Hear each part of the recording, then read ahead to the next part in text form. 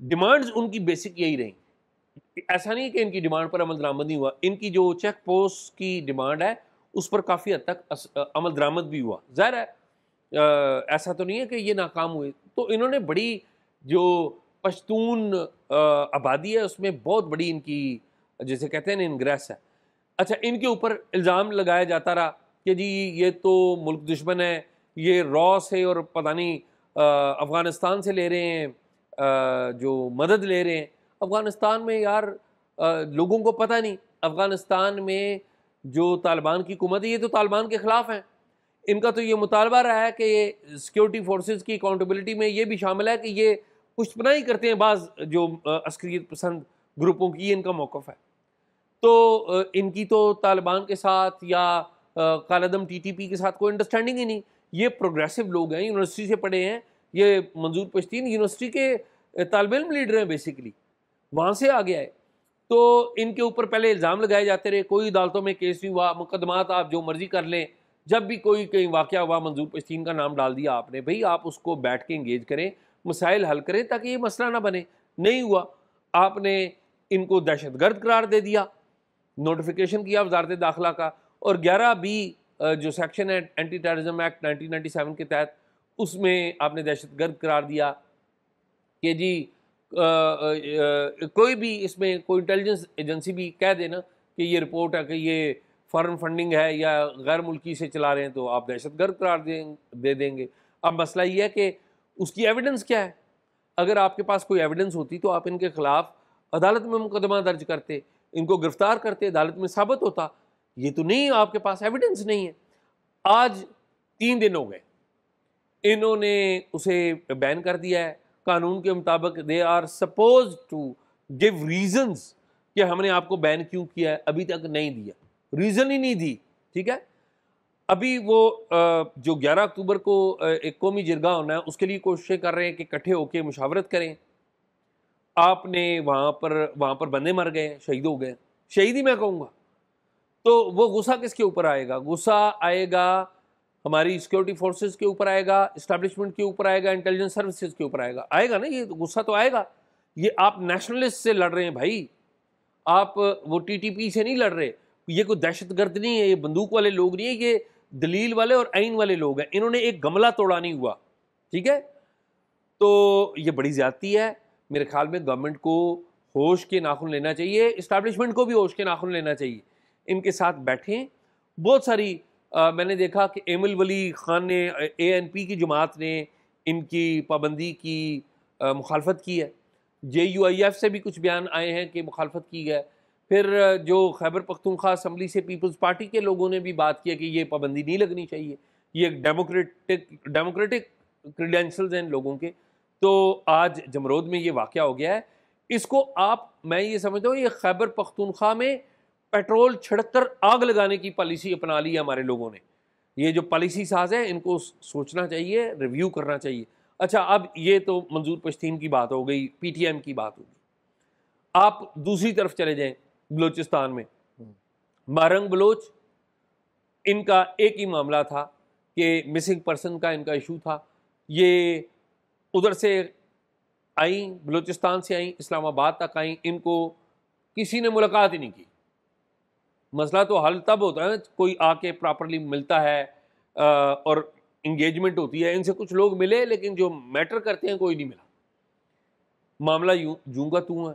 ابھی time magazine نے غالباً کو ان کو باہر بلایا ہوا تھا, بیرون ملک انہوں نے جانا تھا, وہ ہائیلی انفلوئنشل جو لوگ ہیں ان کو بلا رہے تھے. اچھا, مارنگ جو ہے یہ خود بلوچستان سے تعلق رکھتی ہے اور بلوچستان بڑا پسماندہ ہے, وہاں پر عورتیں بھی باہر نہیں نکلتی. خیبر پختونخوا میں بھی یہی صورتحال ہے کہ عورتیں عام طور پہ نہیں نکلتی.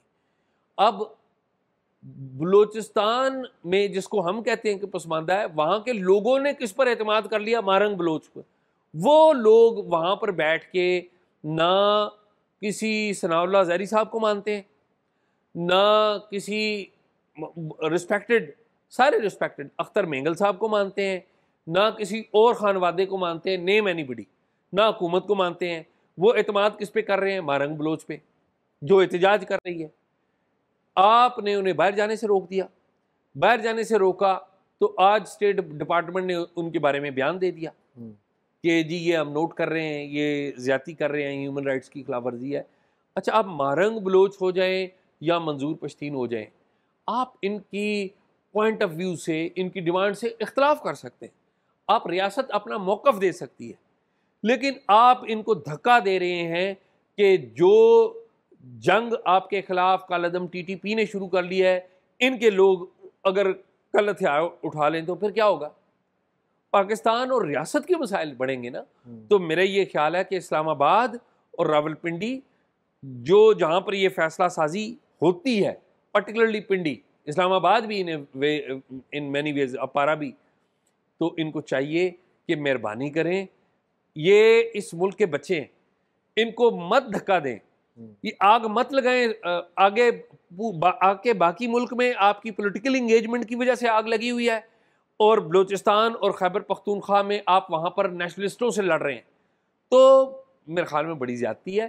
آئی بلیو کہ یہ خیال جو ہے لڑائی جھگڑے سے مسئلہ حل نہیں ہوگا، پابندی لگانے سے اور مسئلہ کرے گا. آپ میرے خیال میں اس پہ آپ کی ایک رائے ہے؟ میری رائے یہ ہے کہ یہ بات آپ کی بالکل درست ہے کہ جو ریاست ہے ان کو ڈائلاگ کے ذریعے ان کے ساتھ انگیج کرنا چاہیے، اور یہ پابندی بالکل جو ہے وہ مسئلے کا حل نہیں ہے. یہ جتنے بھی قوم پرست ہیں، چاہے وہ بلوچستان کے ہوں، خیبر پختونخوا کے ہوں، سندھ کے ہوں، ان سب کے ساتھ مل بیٹھ کے ایک گرینڈ جو ایک نیشنل ڈائلاگ ہے وہ کرنا چاہیے. لیکن اس کے ساتھ ساتھ ہمیں یہ بھی دیکھنا ہوگا کہ جو ریاست کی طرف سے ہمیشہ سے ایک یہ خاص طور کے اوپر اگر آپ پی ٹی ایم کے حوالے سے بات کر رہے ہیں، جو ایک ان کی طرف سے نعرہ تھا، وہ میرا خیال ہے کہ وہ بڑا ہی قابل اعتراض ہے، اور کہ ہر معاملے میں یہ سمجھتے ہیں کہ کہ فوج جو ہے وہی اس کی جو ہے ٹوٹل رسپانسیبل ہے، یہ جو دہشت گردی ہے اس کے پیچھے وردی ہے والا نعرہ. یہ میں سمجھتا ہوں یہ بھی ایک قابل اعتراض ہے کہ جس طرح آپ کہہ رہے ہیں کہ تحقیقات ہوں، سب کچھ ایک مل بیٹھ کے ڈائلاگ ہو، پتہ چلے، تو اس کے بعد ایک جو ہے نا یہ اس نعرے کے حوالے سے آج سے نہیں، یہ 2018 سے اعتراض اٹھایا جاتا ہے. جب یہ پی ٹی آئی کی حکومت تھی وہ بھی اس کے حوالے سے اعتراض اٹھاتے تھے کہ یہ جو نعرہ لگا رہے ہیں یہ درست نہیں ہے. پھر اس کے بعد ہم نے دیکھا جو کچھ ایسے انسیڈنٹس یہ نیشنلسٹ کی طرف سے اٹھائے گئے، بیرون ملک بھی پاکستان کے جھنڈے کی بے حرمتی کی گئی، یا یہاں پہ بھی وہ اس طرح کے پاسپورٹ جلانے والے جو باتیں ہیں یا اس طرح کے. تو میرا خیال ہے کہ یہ جو دوسری سائیڈ ہے اس کو بھی یہ اس طرح اگر آپ نے ڈائلاگ کرنا ہے تو یہ ریاست کو اشتعال نہیں دلایا جا سکتا، اور نہ ہی ریاست کی ریٹ کو چیلنج کر کے آپ جو ہے وہ ریاست کو مجبور کریں کہ آپ ہمارے ساتھ بیٹھ کے بات چیت کریں. تو یہ دونوں سائیڈوں سے میرا خیال ہے کہ یہ سینٹی پریویل کرنے کی ضرورت ہے. اگر یہ نہ ہوا تو پھر جو ہے میرا خیال ہے کہ معاملات پھر زیادہ وہ جس طرح آپ کہہ رہے ہیں کہ یہ خیبر پختونخوا ہو یا بلوچستان ہو، اس میں معاملات خراب ہو سکتے ہیں. فخر بھائی آپ نے ایک تو جو بیسک چیز ہے آپ اس پہ میرے سے ایگری کر رہے ہیں کہ یہ حالات خراب ہو گئے.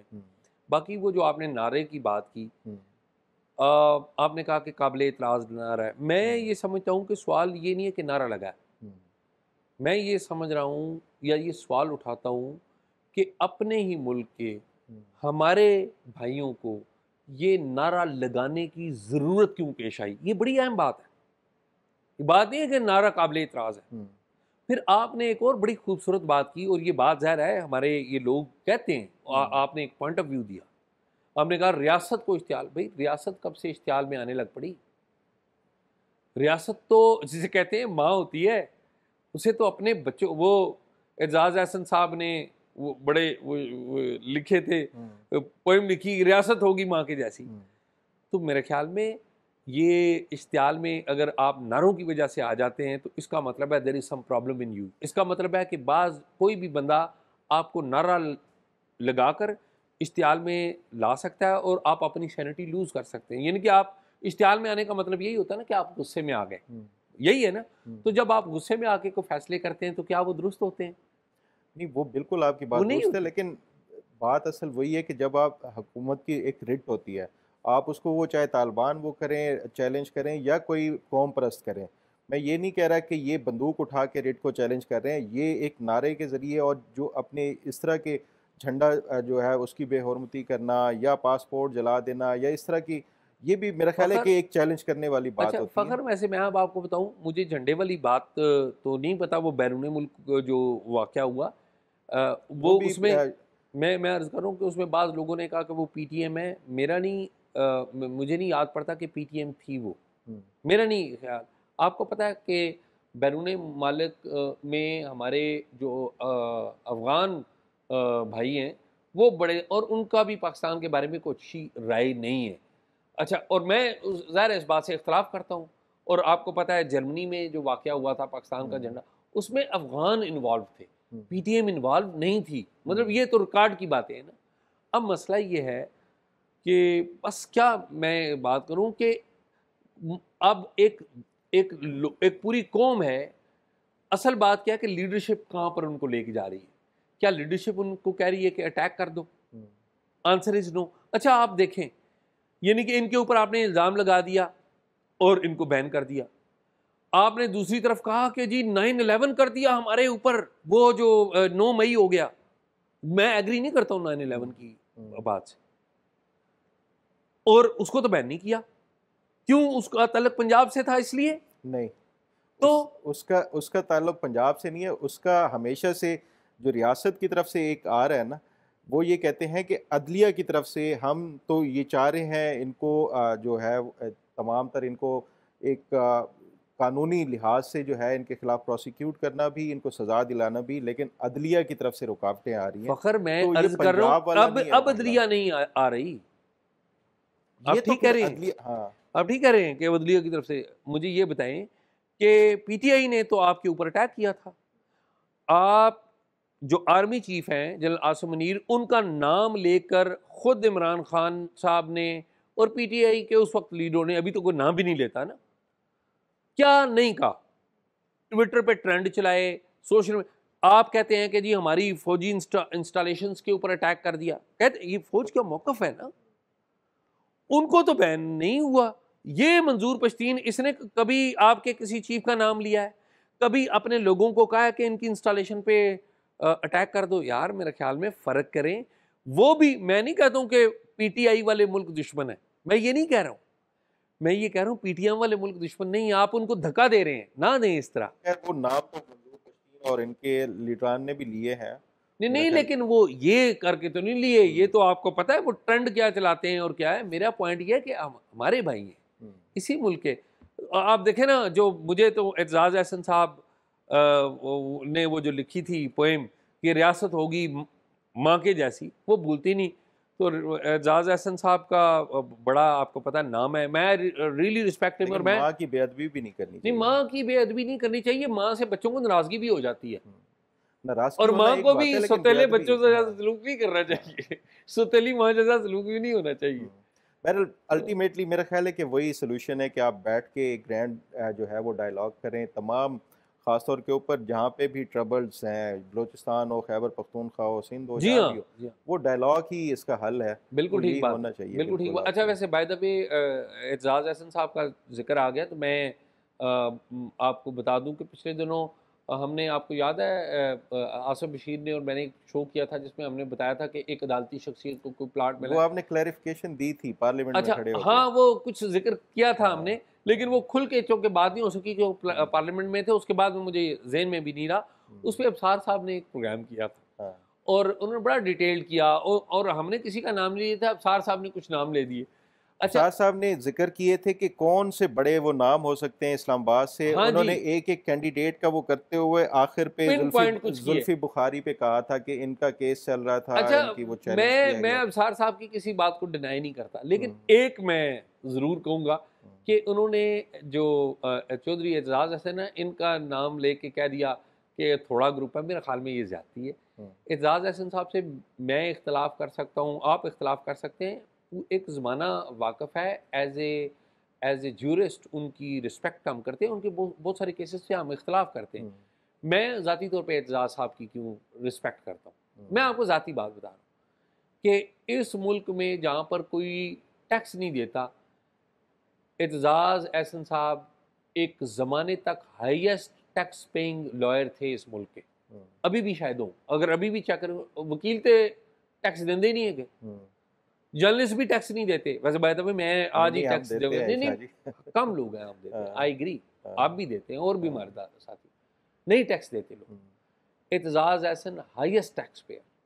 پھر اعتزاز احسن نے پوری ایک موومنٹ چلائی, لائرز موومنٹ چلائی, اس سے ہم اختلاف کر سکتے ہیں, لیکن اعتزاز احسن نے اناؤنس کیا جس دن افتخار چودھری صاحب بحال ہو گئے نا, تو ہمارے مطیع اللہ جان نے اعتزاز احسن سے کہا کہ جی آپ جو ہے اب تو آپ کے بڑے مزے ہوں گے, آپ تو بڑی فیسیں لیں گے, آپ افتخار چودھری صاحب کے پاس جائیں گے, چیف جسٹس بن گئے تھے تو وہ تو آپ کو ریلیف دیں گے. انہوں نے اناؤنس کر دیا کہ جی میں افتخار چودھری کے پاس پیش نہیں ہوں گا, نہیں پیش ہوں گا. پھر یہ ایک آدھ کیس میں پیش ہوئے, وہ بھی ایسے کہ یہ یوسف رضا گیلانی صاحب کا کیس تھا جس میں ان کو لائر انگیج کیا گیا تھا اور وہ بینچ بھی کوئی اور تھا. اور پھر میں اب آپ کو مزے کی بات بتاؤں, وہ بینچ کوئی اور تھا تو کسی کھانے پہ اعتزاز احسن کو افتخار چودھری صاحب اس وقت کے چیف جسٹس ملے. انہوں نے کہا جی تم نے کیوں کیس لیا؟ انہوں نے کہا جی آپ تو نہیں ہیں اس میں. انہوں نے کہا نہیں وہ میں نے اس کو لے لینا ہے, تو تم نہ لو کیس, تم امبیرس ہو گئے. یعنی کہ پہلے سے افتخار چودھری صاحب نے فیصلہ کر لیا تھا کہ میں نے فارغ کر دینا ہے یوسف رضا گیلانی کو, تو میں ایز اے لائر. اچھا, اور میں اعتزاز احسن کے بارے میں آپ کو یہ بھی بات بتا دوں, یعنی مجھے ان کی کچھ باتوں سے شاید اختلاف بھی ہو سکتا ہے, لیکن میں آپ کو یہ بھی بات بتاؤں, اعتزاز احسن جج توڑنے والا وکیل نہیں ہے. ہوتا ہے نا کہ لوگ جج کر لو, ہوتا ہے کہ وکیل او کرو جدی جج نہ لائن سیدھی ہے, جج کے ساتھ جس کی لائن سیدھی ہے وہ وکیل. اعتزاز احسن صاحب پروفیشنل وکیل ہیں, ون آف ویری ریسپیکٹڈ. میرے خیال میں ہمیں تھوڑا سا جو ہے, اچھا اور بہت سارے میں ایسے نام لے سکتا ہوں, آپ بھی جانتے ہیں کہ جن کا نون ہے ہمارے نیشنل اس کے اوپر ہیں کہ نون ہے ان کی کہانیاں ججوں کے ساتھ ملنے کی, میک بریک کرنے کی. تو میرے خیال میں ابصار صاحب بھی جذبات پہ آ کے کہہ کے ابصار صاحب برے آدمی نہیں ہیں, اور بالکل بڑے, یعنی کہ ہم تو ان سے ہم سب ریگارڈ کرتے ہیں ان کا. تو میرے خیال میں آج شو ایسا ہی ہے, اعتزاز احسن کی وجہ سے ہم لمبا کر کے